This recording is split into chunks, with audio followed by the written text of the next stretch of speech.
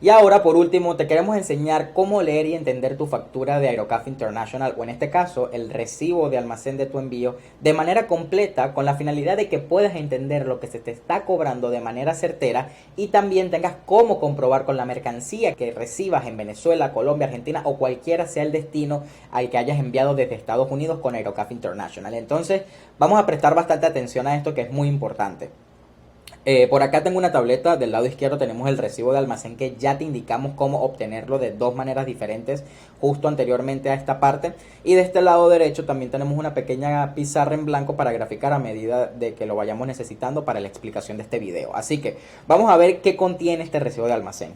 Lo primero que podemos notar arriba a la izquierda es la información de Aerocaf International. Esta información siempre va a ser la misma, ya que es la información de la empresa que te emite este recibo de almacén y que te realiza el envío. Podemos encontrar que tenemos la información de Aerocaf, el nombre de la empresa, la dirección, número de teléfono e incluso página web.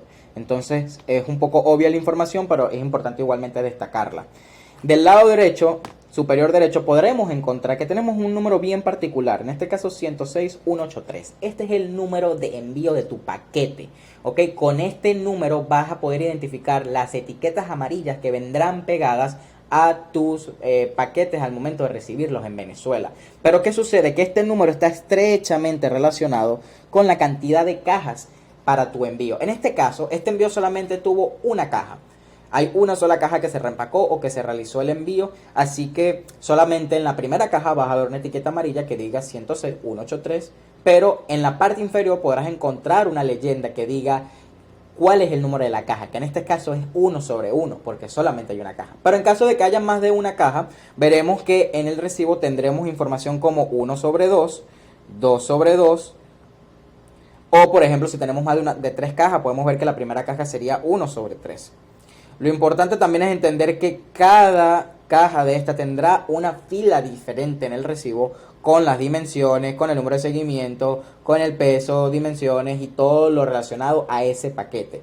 Pero, como te comenté, el número que vendrá pegado en todas esas cajas es el 106183, con la diferencia de que en la parte inferior de cada etiqueta tendrás en la leyenda cuál es el número de caja que le corresponde a ese paquete en específico. Ahora continuamos con este recibo. Podemos ver de que tenemos un Shipper Information y Consignee Information. El Shipper Information, esto significa quién envía. Y el Consignee Information es quién recibe. Generalmente la información siempre va a ser igual en caso de que no hayas enviado a un destinatario diferente que no seas tú. Pero aquí podemos ver que la información de quién envía es Aerocaf International con su dirección en Caracas, y quien recibe es Aerocaf International, retira en Los Ruices, Caracas, en la oficina, con un número de teléfono, una ciudad y un país, que en este caso es Venezuela. Entonces, por el lado del shipper sabemos que es quien envía, y por el lado del consignee es quien recibe en Venezuela.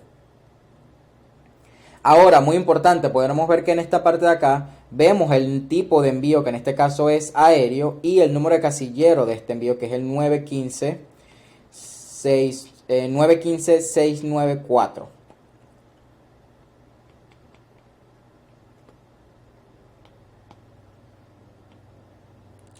Y por último podremos ver que acá en notas tenemos el número de seguimiento, el número de paquetes que fueron reempacados en este envío. También a veces colocamos ciertas notas dependiendo si el envío tiene alguna particularidad que necesita saber el cliente. Pero en este envío solamente la única nota que hubo es que este número de seguimiento fue el que se envió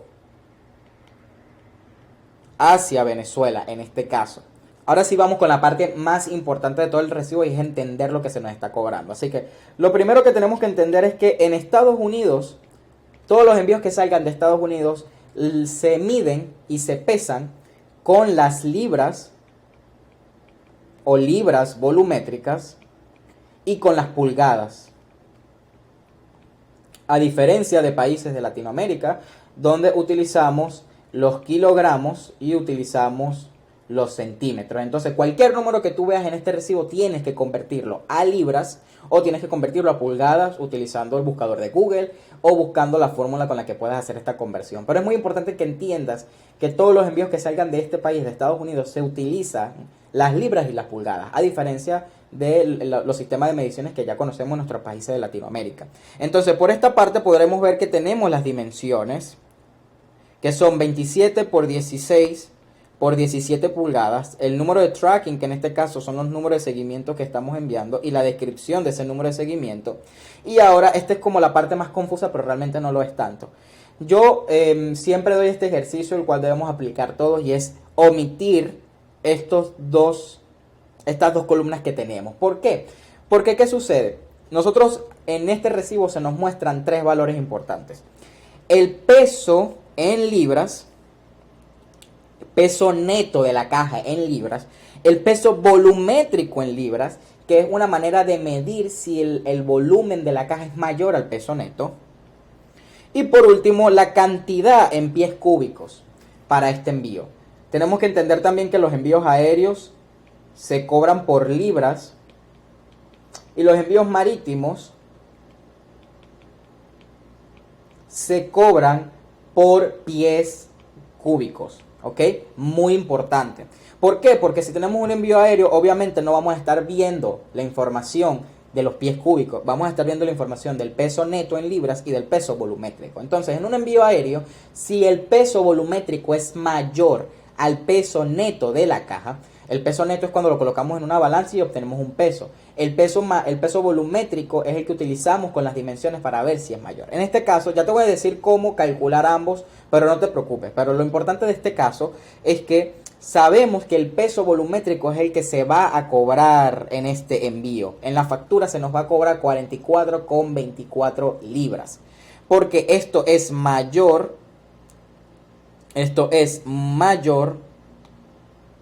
al peso neto que tenemos acá arriba. ¿Ok? Ahora, ¿por qué dije que teníamos que olvidarnos de estas dos columnas? A modo de hacer las cosas más sencillo para los usuarios, también colocamos la conversión del peso en kilos y el volumen y el peso volumétrico, pero en kilos también. Pero esta información confunde porque la forma en la que te voy a enseñar cómo calcular cómo calcular las tarifas que se te cobran en los envíos, no se utiliza en kilogramos.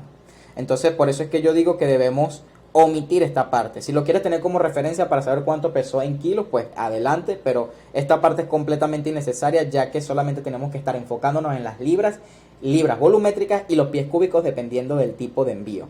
Ahora, vamos con la parte también más interesante. ¿Cómo podemos utilizar esta información de las dimensiones para corroborar que lo que se nos está cobrando es cierto?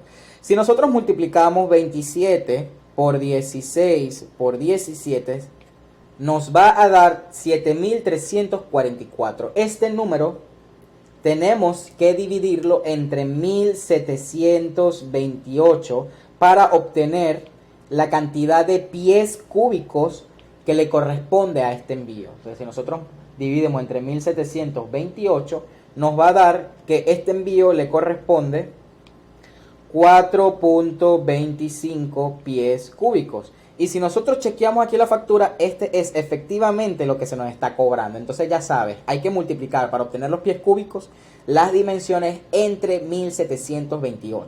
Ahora, el peso neto, obviamente la única forma de obtenerlo es colocándolo en una balanza, pero el peso volumétrico se utilizan las dimensiones para calcularlo. Tenemos que hacer el mismo cálculo, 27 por 16 por 17, que nos va a dar 7.344, pero esta vez hay que dividirlo entre 166 y podremos ver que nos da 44,24 libras volumétricas, y es por eso que podemos ver que el monto en libras volumétricas es el mismo.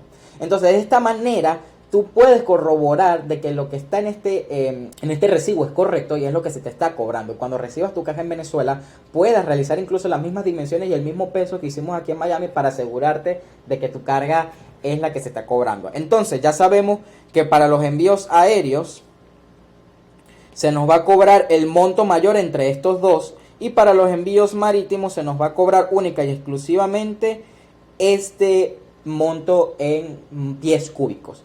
Entonces, por acá al final de la factura, por último, tenemos información de por quién fue entregado, el nombre completo, la fecha y la hora. Y por último, aquí abajo tenemos la misma información que nos aparece arriba. Si tenemos más de una caja, la información que sale aquí abajo va a ser una sumatoria de toda la información que veamos aquí distribuida, en caso de que tengamos más de una caja para nuestro envío.